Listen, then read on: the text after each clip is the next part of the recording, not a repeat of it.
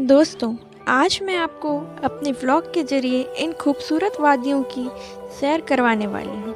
मानो जैसे हम किसी बादल के शहर में आ गए हों। तो चलिए इन वादियों को देखने आगे की तरफ बढ़ते हैं।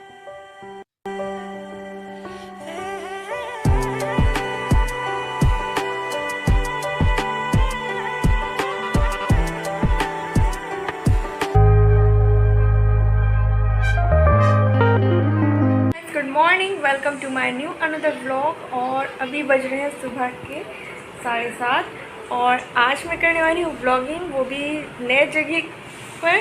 और मैं जाने वाली हूँ वैसे आज कोरापुट। वहाँ पर बहुत सारे ऐसे वाटरफॉल्स हैं और मैं उस एरिया पर फर्स्ट टाइम इस तरह की ट्रिप करने वाली हूँ। तो फ्रेंड्स के साथ जा रही हूँ और काफ़ी इंटरेस्टिंग होने वाला है व्लॉग। और मैं तो रेडी हो चुकी हूँ, जस्ट अभी थोड़ी देर बाद गाड़ी भी आएगी और हम लोग अभी निकलेंगे। तो आप मेरे ब्लॉग पर इसी तरीके से बने रहिए।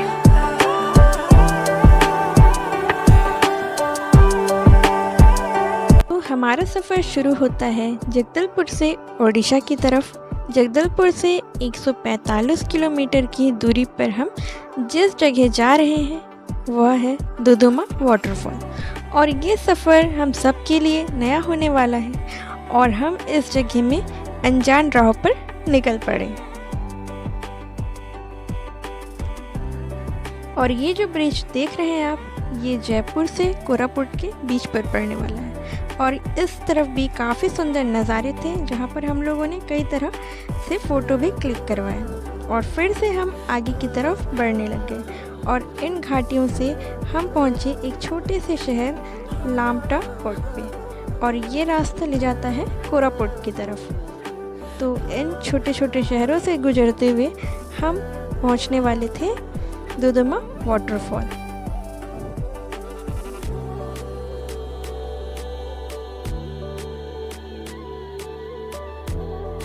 छत्तीसगढ़ से ओडिशा के बॉर्डर पार करते ही हमें कई ऐसे नज़ारे देखने को मिले जिसे देखकर आंखें न भरी और ना ही मन। कैमरे में कैद कर इन नज़ारों को यादगार लम्हों की तरह अपने पास हमेशा के लिए रख लिया मैंने। ये बारिश की हल्की सी बूंदें हमें मानो उस घाटी की तरफ यूं ही आकर्षित कर रही थी और हम यही सोच रहे थे कि कब हम वहाँ पहुँचे और इन बादलों के पास हम अपने आप को देख पाएं। और इन घाटियों को पार करने के बाद हमें पता चला कि हम पहुंच चुके थे आंध्र प्रदेश के बॉर्डर पर। और आप जो इस तरफ बीच पर झील देख रहे हैं उसके उस तरफ है आंध्र प्रदेश और हम थे ओडिशा पर। और काफ़ी धीरे धीरे बढ़ने के बाद हमें एक छोटा सा डैम नज़र आया।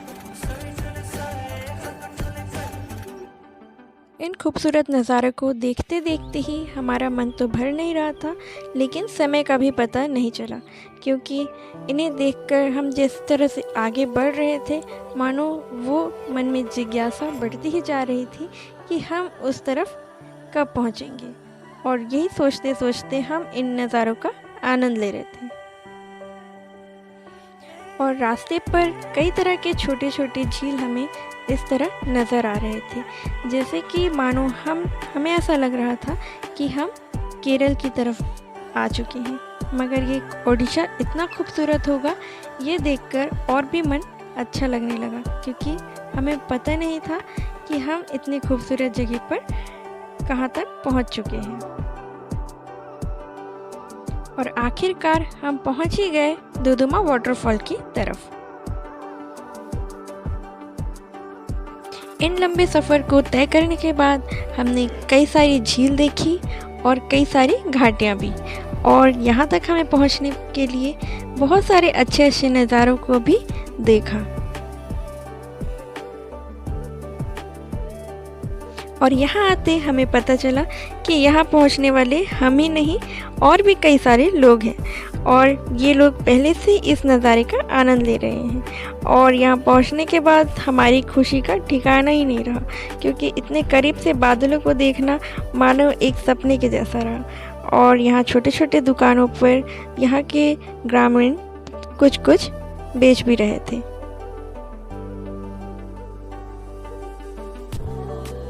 तो हे गाइस, हम लोग पहुंच चुके हैं वाटरफॉल देखने और ये कोरापुट का व्यू आप ज़रूर देखिए, बहुत ही ब्यूटीफुल है। एंड अभी हम लोग आगे की तरफ जा रहे हैं और देखेंगे कि और कितने अच्छे व्यू हमको देखने मिलते हैं। और पूरे सारे बादल काफ़ी ज़्यादा खूबसूरत लग रहा है। हम सब कोई व्यू पॉइंट की तरफ आगे बढ़ने लगे और आगे बढ़ते ही देखा कि बादल मानो आसमान को छू रहे हों और इन झरनों से निकलने वाली जो पानी है वो भी काफ़ी ज़्यादा सुंदर लग रही थी और छोटे छोटे झरने यहाँ पर से हमें आकर्षित कर रहे थे। और आप खुद ही नज़ारों का आनंद लीजिए।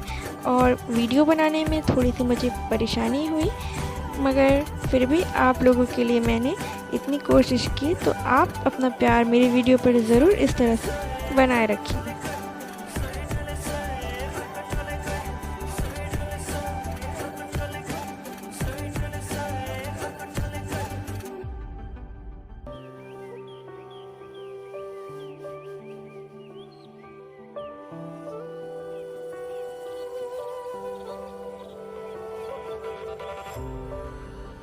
और ये रहा वाटरफॉल का एंट्रेंस।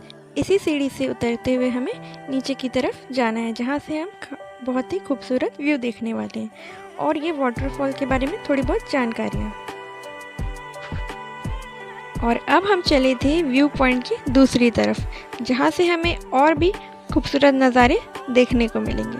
और ये है इस जगह जाने के लिए सीढ़ियाँ, जिसे उतरते हुए हम लोगों ने छोटे छोटे पहाड़ और भी देखे। बारिश होने के कारण रास्ते भी काफ़ी फिसलन भरी थी, मगर इन सब की बिना परवाह किए हम लोग आगे की तरफ बढ़ने लगे। और आखिरकार हम उस व्यू पॉइंट पर आ ही पहुँचे, जहाँ से हमें दो वाटरफॉल्स देखने को मिलने वाले थे। और इसे देखकर और इन बादलों और पहाड़ों को देखकर तो मन भर ही नहीं रहा था, जिसको मैं बार बार आपको इस वीडियो पर बता ही जा रही हूँ। इन पहाड़ों की ऊंची चोटियों से मानो दूध की तरह ये बारिश का पानी यूं ही बह रहा था और ये देखने में काफ़ी आकर्षित भी लग रहा था। और इन झरनों से बहते हुए पानी से ये बनने वाले बादल आसमान की तरफ ऊंचाइयों को छू रहे थे, जिन्हें देखकर हम और भी ज़्यादा उत्साहित होते जा रहे थे। इन झरनों को देखने के बाद जैसे ही हम ऊपर की तरफ बढ़े तो ये बारिश के बादल पूरी तरीके से ढक चुके थे और इन पहाड़ों से मानो हम कहीं गुम से हो गए और ये बारिश के बादल हमें भी भिगोने से नहीं पीछे हटे।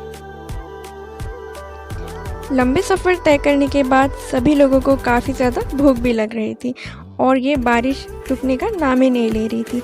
और जो भी हम लोगों ने अपने साथ खाना लेकर गए थे उसे हम लोगों ने मिल बांट कर खाया और काफ़ी इस चीज़ का आनंद भी लिया।